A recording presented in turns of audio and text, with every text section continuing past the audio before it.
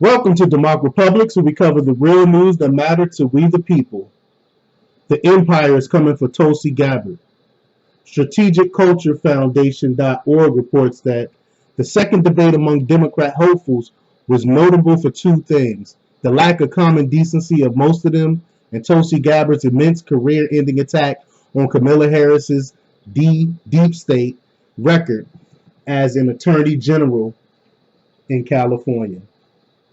Harris came out of the first debate the clear winner, and Gabbard cut her down to size with one of the single best minutes of political television since Donald Trump told Hillary Clinton, "Because you be in jail." Gabbard's takedown of Harris was so spot on, and her closing statement about the irresponsible nature of the Trump administration's foreign policy was so powerful, she had to be actively suppressed on Twitter. And within minutes of the debate ending, the media and the political machines moved into overdrive to smear her as a Russian agent and Assad apologist and a favorite of the alt-right. Hold on, I'm going to stop right here for a second. She's a favorite of the alt-right? No, she is not. Tulsi Gabbard is a leftist. Only thing that's remotely alt-right is her views on war, which I don't even really think is alt-right anyway, because it's a bunch of liberals that's anti-war too, so I don't know what she says that's considered alt-right. But anyway, the article continues on and says, now folks, let me tell you something. I write and talk about Gabbard a lot, and those to the right of me are really skeptical of her being some kind of plant for Israel or the establishment. If she were truly one of those, she wouldn't have been polling at 1% going into the debate. She would have been promoted as Harris's strong competition and served up for Harris to co-opt. This is not what happened. No, the fact that Gabbard is being smeared and viciously and baselessly as she is by all the right people on both the left and the right is all the proof you need that she is one, the real deal, and two, they are scared of her. I'm going to stop right here for a minute. I 100% agree with the author's statement here, because she's being attacked on the left and the right. And me, personally, when I look at politics and I see both sides of the aisle attacking this person, this makes me study this person a little bit more to see what exactly they're attacking them on. And if that person is saying some things that I agree with, this lets me know that this person is authentic. Because when I first heard Gabbard talk about the wars that's going on and how we're actually giving Al Qaeda these weapons, and how we're giving a lot of these militants in Syria and elsewhere weapons to fight against us and our allies, and in some cases like Syria, which is not really our ally, but we fund these terrorists, and she called it out, and she actually went and talked to Assad about what's going on out there. So she's saying some of the right things. I mean, there's a lot of things that Gabbard be saying that I don't agree with, but as far as the ending these wars, I 100% agree with that. But the article goes on to say, when Lindsey Graham tweets about Tulsi Gabbard twice after a debate, when the Washington Post's neocons like Josh Regent are attacking her. Hold on, Washington Post, neocons? I don't know about that. But anyway, she's got their panties in a bunch. You expect it from Harris camp, obviously, but it comes directly from people like Naveed Jamili, double agent, Navy intelligence, MSNBC contributed. The empire is beginning to get worried. And I don't know why places like MSNBC and CNN hired these ex-spooks to work for them. I mean, I know why, really. With I can't remember the program. I want to say Project Mockingbird, I think it's called, or it could be something else. I'm getting this. I'm forgetting it for a minute.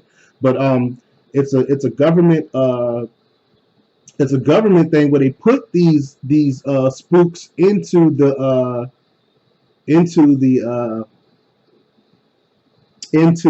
media. They put these plants in the media to put their information out to propagandize us. But the article goes back on to say that it's showing a tweet from Naveed, and it says, like Jill Stein and Donald Trump, Gabbard is counting on Russian support. This is why she won't criticize Assad. This is what we become. An election rife with foreign intelligence. This is how they attacked our election security, not by hacking, but by doing this. I mean, Russia again, come on, be for real. I mean, they got to come up with some better stuff than this. There's absolutely no evidence whatsoever that Tulsi Gabbard is some type of Russian agent or something like this. I mean, this is just ridiculous. They just throw stuff on the wall and see what sticks. But the article goes on to say that Gabbard is now getting the Ron Paul treatment. True. It will only intensify from here. They will come after her with everything they have. In the past week, she's destroyed Kamala Harris on national TV, sued Google for electioneering, and signed it to Thomas Massey's bill to audit the Federal Reserve. What she do next week in the drug war? and I didn't even know about her signing the bill to audit the Federal Reserve. I think that's awesome, and that is very Ron Paul-esque, because I remember Ron Paul years ago when he was in office, and for some of y'all who might not know who Ron Paul is Rand Paul's father. But Ron Paul they passed a bill for a partial audit, and when they did a partial audit, it was some crazy stuff that came back from that partial audit, like money was supposed to be in certain places that weren't there, and it was a mess, and that was just a partial audit. So I can't wait to see if this bill passed and then they do a whole a true real audit and see what's going on, what kind of funny money stuff they're doing out there at the Federal Reserve. But the article goes on to say Tulsi Gabbard is admittedly a work in progress, but what I see in her is something that has the potential to be very special. She's young enough to be both passionately brave and willing to go where the truth takes her. And that truth has taken her where Democrats have feared to tread for more than 40 years, the U.S. empire. The entire time I was growing up, the prevailing wisdom was Social Security was the third rail of U.S. politics. That, like so many other pairs of wisdom, is nonsense. The true third rail of the United States of U.S. Politics is empire. Any candidate that is publicly against the empire is the enemy of not only the state, its quislings in the media, the corporations who profit from it, and the party machines of both the GOP and DNC. Amen. I 100% agree with that. That is Gabbard's crime, and it's the only crime that matters.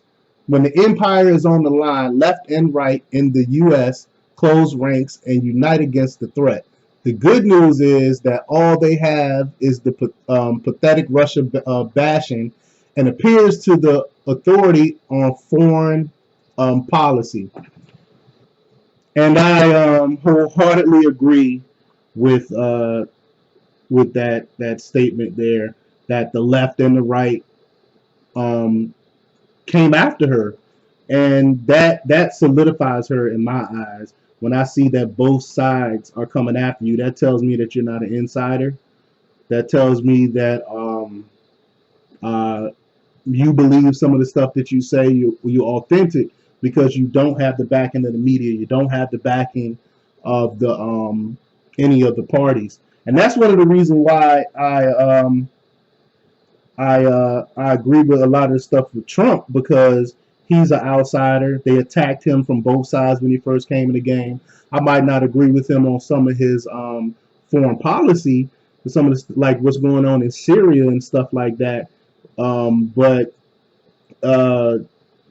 when I see when I see both sides attacking someone, that has me make me want to go in and study this individual more to see what they're talking about, like in Gabbard's case, because she is definitely anti-war. She's been talking about that since she first got on the scene about ending war. She actually met with Assad and see what's going on over there in the Middle East, and she telling the truth, saying that, hey, we're funding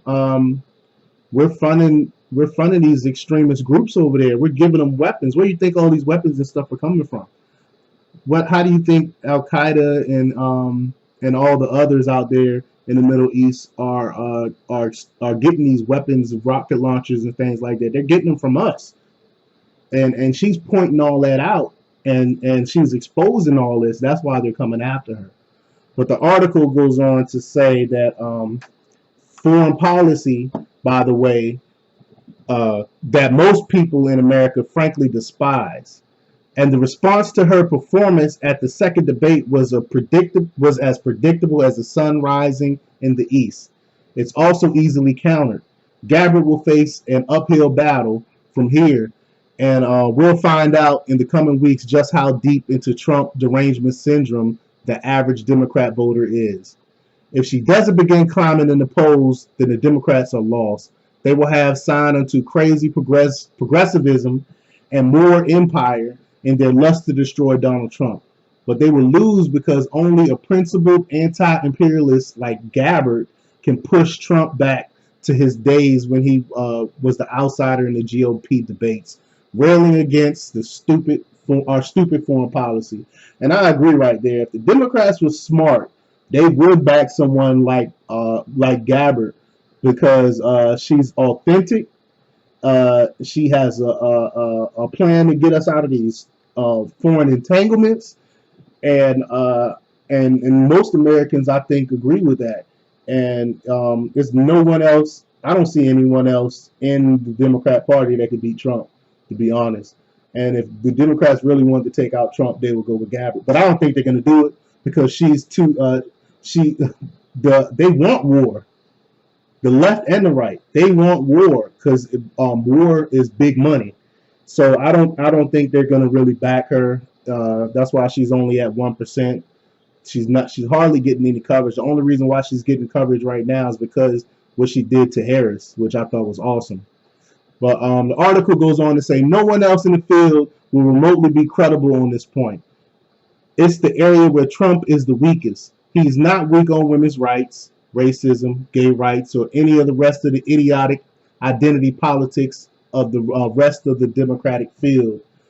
He's weakest on the one issue that got him elected in the first place, foreign policy. That's true, because we're still in Syria. They're just not reporting on it, which tells me that the media, the right, the left, and the right. I'm talking about Fox News, which I watch. I'm talking about CNN. I'm talking about MSNBC. None of them are reporting on what's going on in Syria right now. We're still fighting over there against Assad. We're still giving weapons to the extremists over there to fight Bashar Assad. But the article goes on to say that that's good. As a soldier, she knows when you're taking flak, you are over the target.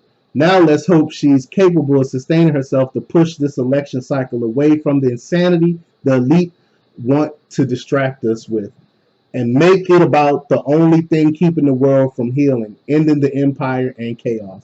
And this is a great article. I'll definitely link this article below, like I always do, so you guys can check it out, and let me know what you think. Leave your comments below. Do you think Gabbard has a chance at taking the Democratic nomination? Leave your comments below. Like, share, and subscribe, and check out DEMOCREPUBLIX.com for the latest in news. Till next time. We live in a real